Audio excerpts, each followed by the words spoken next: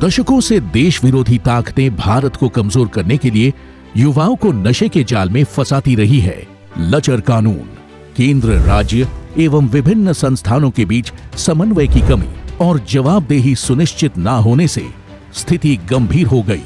Drugs लेकर आप न केवल खुद की जान जोखिम में डाल रहे हैं, बल्कि अपने परिवार व अपने दोस्तों को भी, आपको चाहने वालों को भी दुखी कर रहे हैं, उन्हें परेशानी में डाल रहे हैं। नशे के खिलाफ प्रधानमंत्री नरेंद्र मोदी ने सरकार के परफॉर्मेंस को प्रभावी बनाने के लिए होल ऑफ गवर्नमेंट अप्रोच के तहत अंतर विभागीय समन्वय पर निरंतर जोर दिया है। इस अभियान को आगे ले जाते हुए गृह मंत्री अमित शाह ने भारत को नशा मुक्त करने का प्रण लिया है।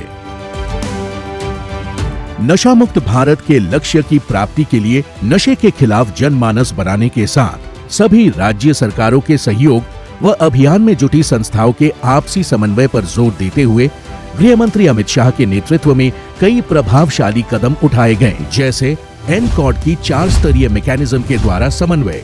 इसके तहत सभी स्तरों पर एनकॉड के सभी स्टेक होल्डर्स की नियमित मीटिंग के निर्देश के अलावा एनकॉड पोर्टल पर एकीकृत ड्रग के डेटा, प्रबंधन, न्यायालय के आदेश, संबंधित नियम व कानून इत्यादि उपलब्ध है।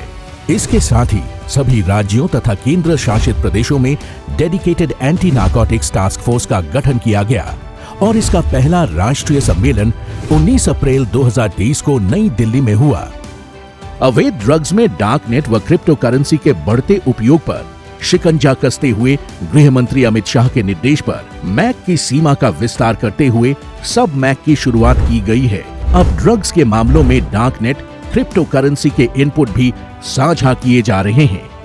गृह मंत्री अमित शाह के निर्देश पर आपसी समन्वय के महत्व को देखते हुए नार्को संबंधित मैकेनिज्म में सभी केंद्रीय स्तर के स्टेक होल्डर्स तथा राज्य स्तरीय समिति में स्कूली शिक्षा और साक्षरता विभाग एवं डिपार्टमेंट ऑफ पोस्ट के बीच समन्वय को बढ़ाया गया है।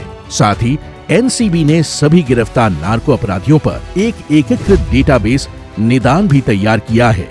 अंतर्राष्ट्रीय ड्रग माफिया पर नियंत्रण के उद्देश्य से डीईए, एएफपी, एनसीए, आरसीएमपी जैसी अंतर्राष्ट्रीय एजेंसियों के साथ भी उचित समन्वय किया गया है।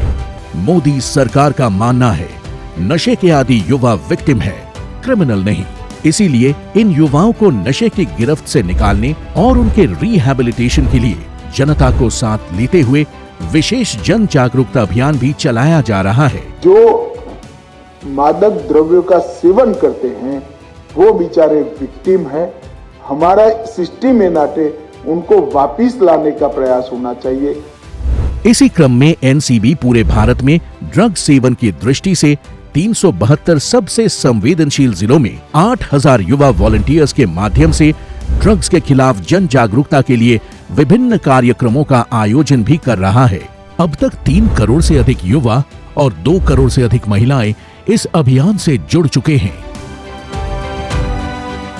मोदी सरकार द्वारा ड्रग्स के खिलाफ इस लड़ाई को डिटेक्शन, नेटवर्क के डिस्ट्रक्शन, कल्प्रिट के डिटेंशन और एडिक्ट्स के रिहैबिलिटेशन पर एक समान ध्यान देकर अंजाम तक पहुंचाया जा रहा है।